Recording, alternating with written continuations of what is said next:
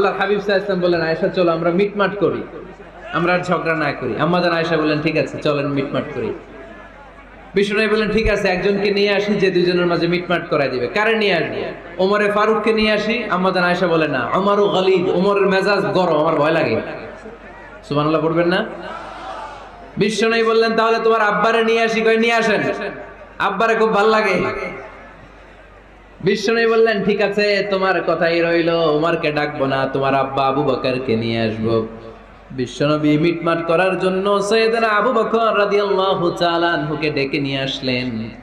সাইয়েদনা আবু বকর রাদিয়াল্লাহু তাআলা আনহু ঘরে ঢুকলেন। বিশ্বনবী বললেন, আয়েশা, আমার আর তোমার মাঝে কি নিয়ে ঝগড়া হয়েছে?